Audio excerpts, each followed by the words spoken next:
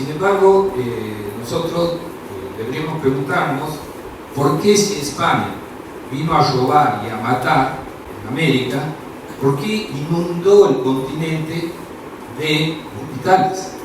Si alguien viene a matar, ¿qué necesidad tiene de fundar hospitales? El primer hospital, el hospital más antiguo de América, lo fundó Hernán Cortés. Lo bien llegó a México, lo bien conquistó México, con su propio patrimonio, fundó un hospital. El hospital de Lima, por ejemplo, en su momento, tenía más camas por habitante, en proporción por habitante, que los hospitales actuales. Los españoles, muchos los españoles adinerados, venían a América a hacerse tratar de enfermedades como la malaria, porque los hospitales en América eran mejores que los peninsulares, porque combinaban la medicina tradicional, las hierbas, ¿no es cierto?, originarias, con las hierbas que tenían en la península. Es decir, si España vino a robar y a matar, ¿por qué hizo esto? ¿Y por qué no solo fundó universidades, no solo fundó hospitales, fundó universidades también? En 1551, el rey Carlos V ordenó la fundación en México y en Perú de una universidad que estaba destinada no solamente a los españoles, sino también a los naturales, a los nacidos en América, a los aborígenes. Es decir, estamos hablando de 1551, hacía medio siglo de que habían llegado los españoles, y ya había naturales que estaban en condiciones de acceder a la universidad. ¿Por qué hizo esto España? Algunos podrán decir, bueno, lo hizo porque en esas universidades se adoctrinaba a la gente para mantenerla sojuzgada. Bueno, es una buena cuestión. Pero veamos qué es lo que se enseñaba en esas universidades. En esas universidades no se enseñaban las teorías absolutistas que estaban de boga en Inglaterra o en Francia, sino se enseñaba la doctrina de la Escuela de Salamanca, de Francisco Suárez, de Victoria, que sostenía que el poder provenía de Dios, pero Dios lo depositaba en la comunidad, en el pueblo, y era el pueblo el que lo delegaba a los gobernantes. ¿Para qué? Para que los gobernantes, los reyes, gobernasen como padres, para que buscaran el bien común de la comunidad política. Si Maquiavelo se hubiera enterado de esto, hubiese pensado, España estaba loca, los monarcas estaban locos. ¿Cómo puede ser que un pueblo, un imperio que pretende dominar a sus colonias, les enseñe el derecho a la resistencia a la opresión, que era lo que postulaban estas teorías de Victoria, de Suárez? ¿Cómo puede ser? Pasa que Maquiavelo no sabía que para el imperio español las Indias no eran colonias, las Indias eran reinos del imperio español, reinos en igual categoría que los otros reinos que integraban el imperio, en igual categoría que el reino de Aragón, el reino de Granada, el reino de las dos Sicilias. Y sus habitantes eran vasallos libres, igual que cualquier vasallo de cualquier reino del imperio español. Otra pregunta que podríamos hacernos es ¿por qué hace una potencia imperialista cuando pretende sojuzgar a un pueblo? Bueno, el ejemplo lo tenemos con los Estados Unidos. ¿Qué hizo Estados Unidos cuando ocupó Filipinas? Les borró el idioma, les prohibió hablar el español. A las personas mayores de 11 años, los norteamericanos los fusilaban si los encontraban hablando español.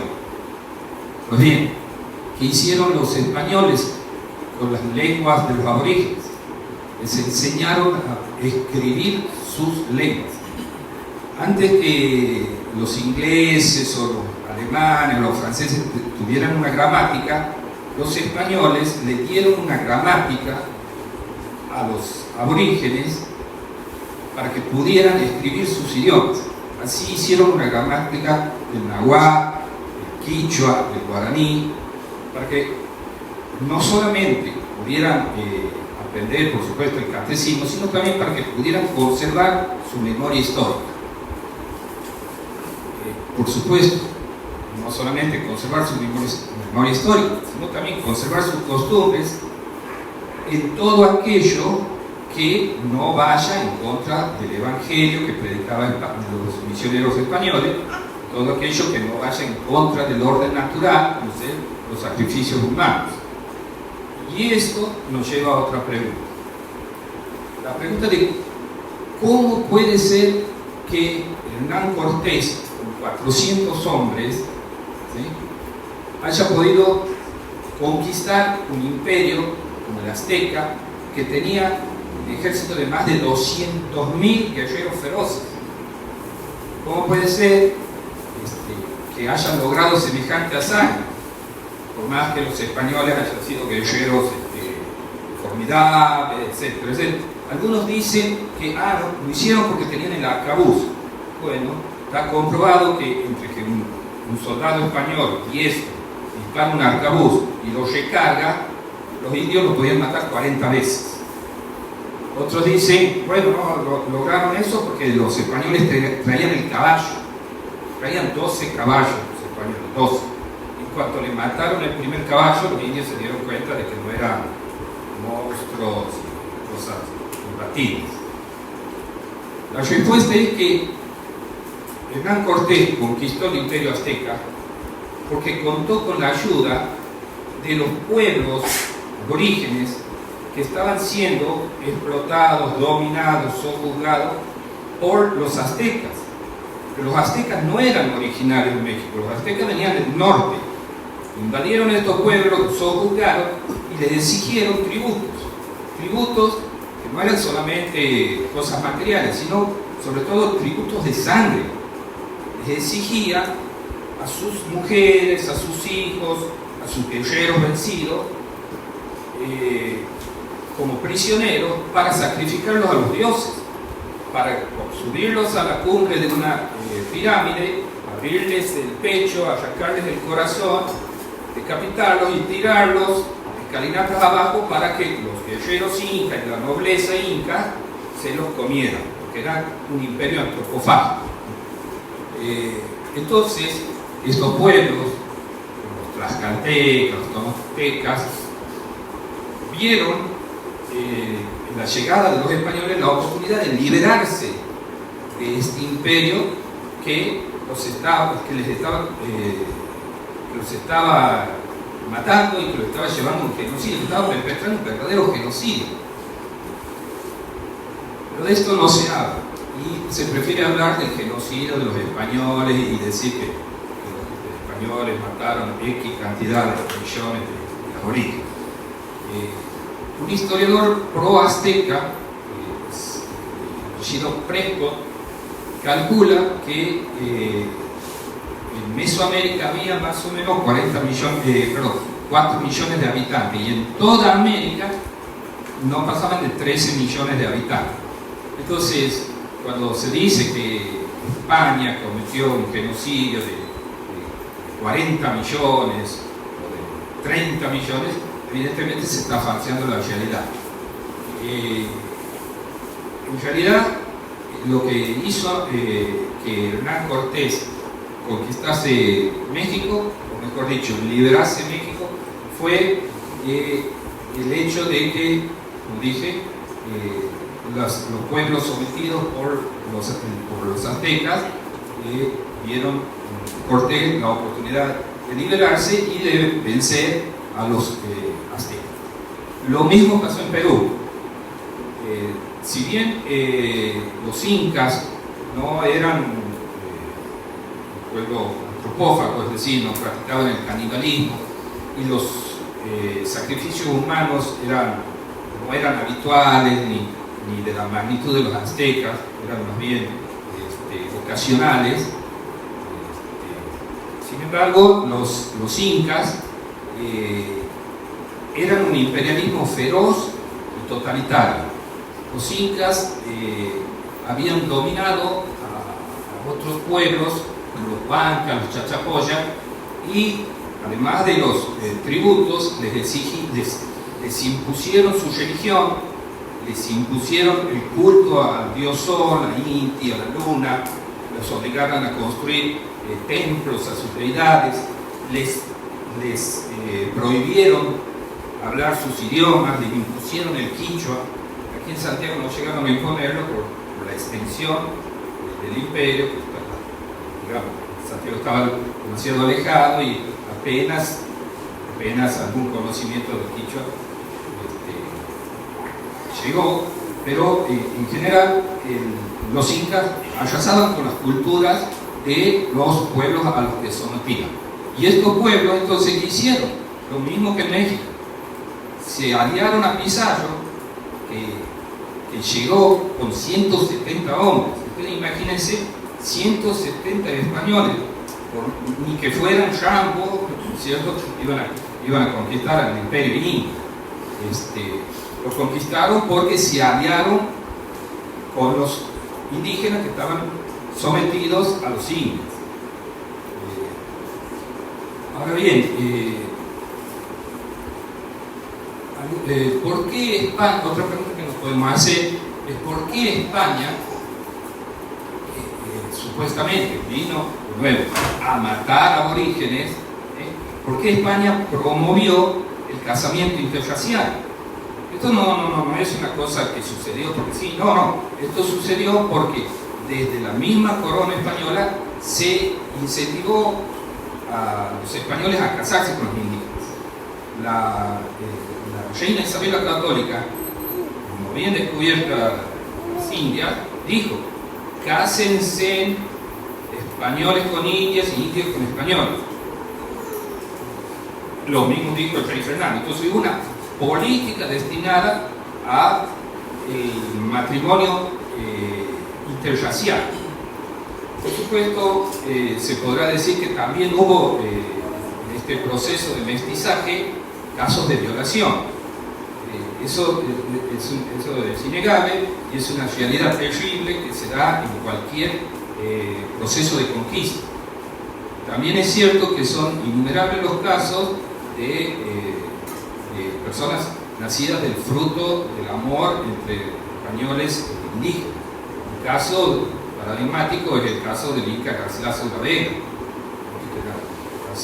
producto de la unión de un capitán de Pizarro con una princesa india. El mismo Pizarro también se casó con una princesa india. Por otra parte, durante la Segunda Guerra Mundial, cuando los aliados ocuparon Alemania, los norteamericanos reconocieron haber violado 15.000 mujeres alemanas y los rusos violaron por lo menos 500.000 de mujeres alemanas siguiendo órdenes oficiales del gobierno soviético. Y nadie se lamenta de la caída del régimen nazi porque haya habido una violación. Ahora, hay otra pregunta que, digamos, ya es un lugar común. Se refiere al tema del oro. Dice que España vino a América a robarse el oro. ¿Qué pregunta nos podemos hacer al respecto? Y nos preguntamos, ¿por qué España, si vino a robarse el oro de América, por qué continuó el proceso de conquista cuando recién 50 años después se descubrieron las minas de oro más importantes en México, en Guanajuato, en Potosí? ¿Y por qué los españoles se quedaron en lugares en donde no había oro, en Santiago del Estero, no había ninguna riqueza mineral ni nada? No me imaginaba el calor que haría, no sé,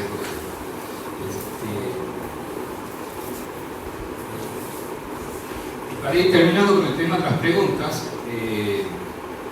hay una pregunta que también es interesante hacerla, que es ¿por qué en todos estos años supuesto, sometimiento, de explotación. ¿Por qué los aborígenes, los criollos, no se rebelaron contra España? Salvo algún caso aislado y excepcional, no hubo una rebelión generalizada. Sobre todo no la hubo cuando España estaba en crisis. Durante la Guerra de Secesión en España, en el 1700, España estaba prácticamente invadida por ejércitos extranjeros y en América no tenía ningún ejército. En América solamente había milicias populares formadas por justamente criollos, por indios, y ninguna de estas milicias, ninguna de estas fuerzas se le ocurrió rebelarse. Entonces, no era que estaban oprimidos. ¿Por qué no se rebelaron en ese momento en que justamente era oportuno hacerlo? Se podrá decir que, bueno, no lo hicieron en el año 1700, pero lo hicieron 100 años después. Bueno, es una buena objeción. Pero veamos de qué lado estuvieron los indígenas cuando se desató el proceso de independencia. La mayoría de los indígenas estuvieron del lado de quienes querían mantener la unidad con el Imperio Español.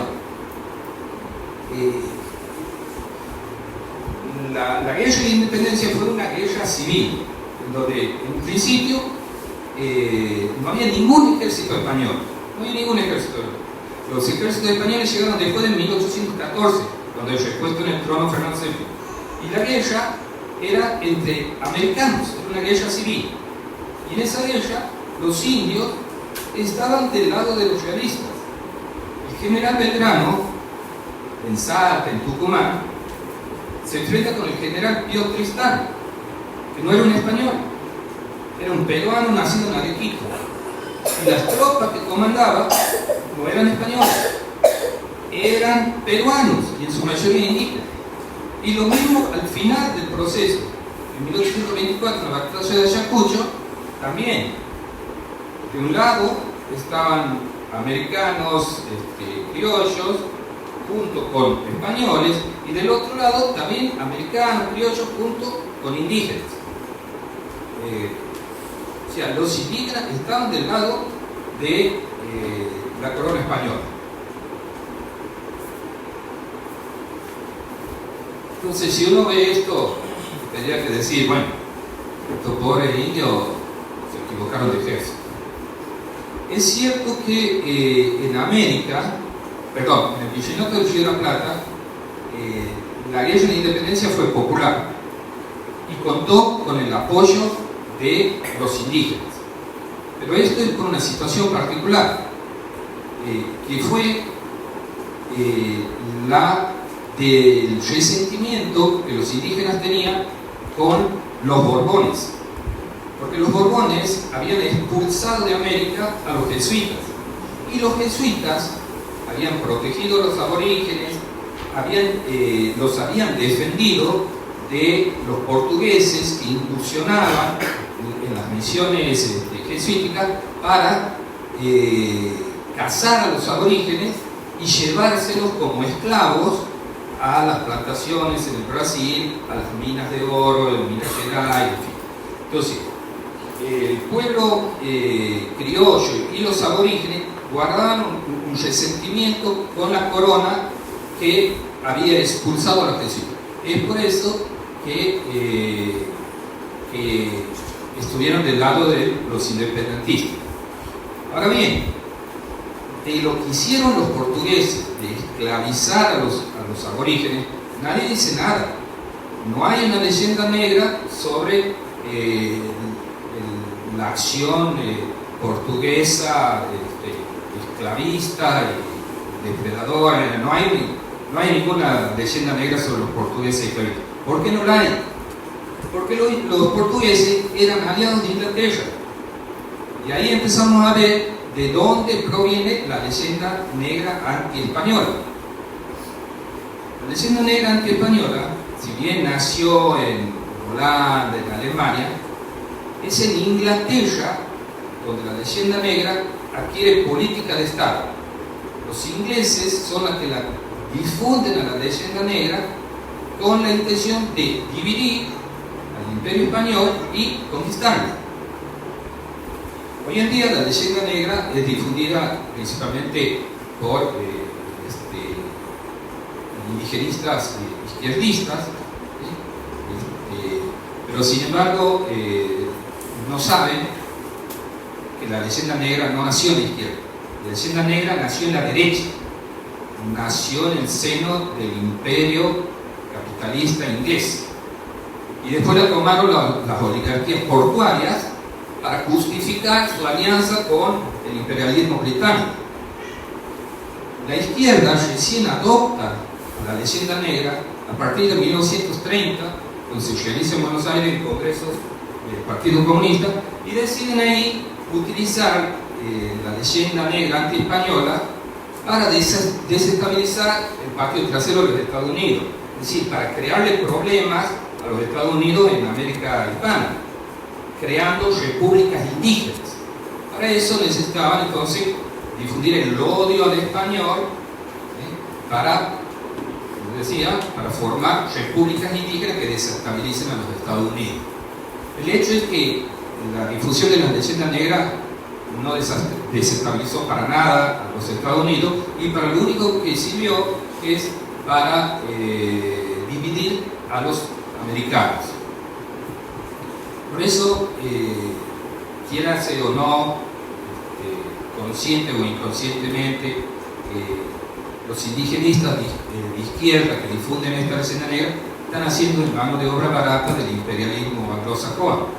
Y como dice Marcelo Goyo, así como Lenin decía que el imperialismo es la etapa superior del capitalismo, bueno, el indigenismo es la etapa superior del imperialismo. Por eso es importante conocer la verdad de la historia para entender hacia dónde vamos. Porque si el indigenismo, que tiene una concepción étnica del Estado, una concepción racial del Estado, al igual que los nazis, si este indigenismo triunfa, entonces América va a una fragmentación territorial más grande de la que tenemos ahora, justo en tiempos en los que el mundo va hacia las grandes unidades territoriales, hacia los grandes bloques de poder político y económico que se van a repartir al mundo, mientras nosotros vamos a seguir divididos, fragmentados y más sojuzgados que nunca. En conclusión, a España no se la debe juzgar por lo que hicieron algunos de sus hombres o muchos de sus hombres, sino a España se la debe juzgar por su política hacia América.